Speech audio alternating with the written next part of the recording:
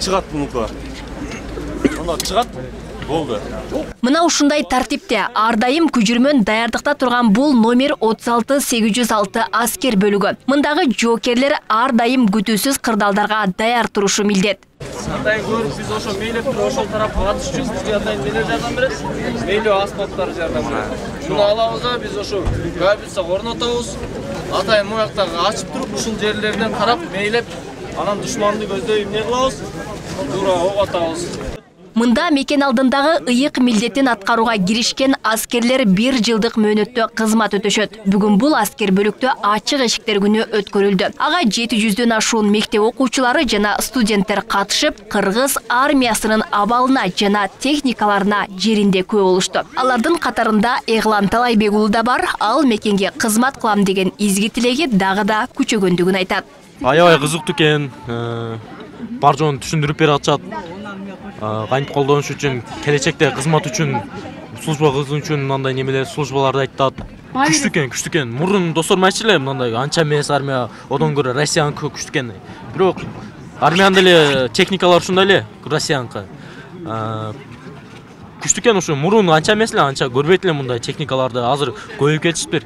Башкарып турат. Бул жактан камералар орнотулган, ошол камералар аркылуу ноутбуктан көрүп орнотулган ар кандай жарылуучу заттын абалын камералар аркылуу көрсө болот. Мунун башкаруу алыстыгы 1 километр аралыкка чейин муну башкара алабыз. Мындан сырткары саперлордун иш процесси да четте калган жок. Бул тармакта 4 жылдан ашуун кызмат өтөп келе жаткан Мукамбет Темирбаев бул иш кылдаттыкты талап кыларын баса белгилейт. Куралдуу күчтөрдүн оор жумуштарынын бири болуп эсептелген саперлук өмүрүңдү да тоокелге салууга туура келет.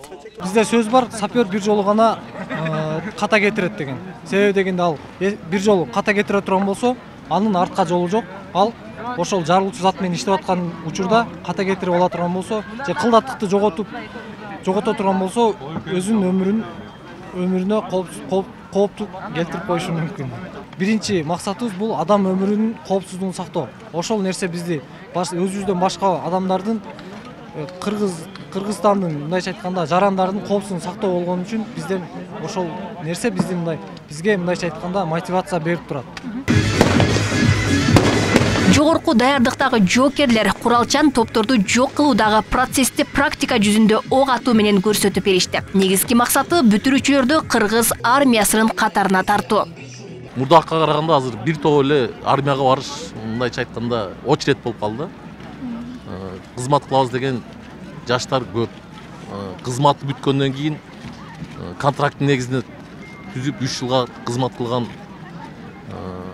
жаш службаны бүтүп, анан кайра кызмат кылабыз дегендер дагы толтурабыз бизде. Кыргыз армиясындагы курал жарактар, техникалар жалпысынан аскердик турмуш окуучуларга тааныштырылды. Багытын тактап, келечекте күч түзүмдөрүндө иштөөнү кыялдангандар да болду. Айрымдары армия сабында кызмат өтөөгө максат коюшту. Мен 17 жаштамын, Кирова мектебинде окуйм. Бизде эле ушу бул жерге келгенден кийин армияга адам иштер эмелер болуп кетти. Максат ушул жерде өзүбүздүн мамлекетибизге иш кылганы.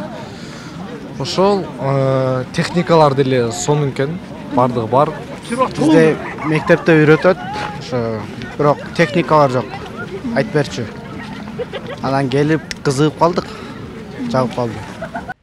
Акыркы учурда кыргыз армиясына көңүл бурулуп, жаңы техникалар менен толукталып жатат. Буга чейин аскер бөлүктөрүнүн абалы унутта калып, кейиштүү абалга кептелген болчу. Бул дагы болсо жаштарды мекенди сүйүүгө шык берет дешет. Биздин кызмат кылып жүргөндө биз кайсы мамлекеттин кийимдерин кийбедик. Кайсы мамлекеттерден гуманитардык помощь албадык. Сириядан алдык, Германиядан алдык, Индиядан алдык, Турциядан алдык, Россиядан алдык. Азыр биздин аскерлерибиз өзүбүздүн кийимибиз бар. Өзүбүздүн формаларды өзүбүз тигебиз. Өзүбүз камсыз кылабыз. Бул да чоң ийгилик. Өзүбүздүн техникаларыбыз бар. Орто Азиядагы куралдуу күчтөрдүн ичинен, мамлекеттердин ичинен биздин армиябыз алдыңкы орундарга жетишти деп ойлойм да. Эске салсак, 36806 аскер бөлүгүнө жоокерлер түштүк аймагынан Ош, Баткен, Жалал Абад облустарынан келип кызмат өтөшөт. Алмагүл Эрке, Багызы, Шахрух Иминжанов, Ош ТВ.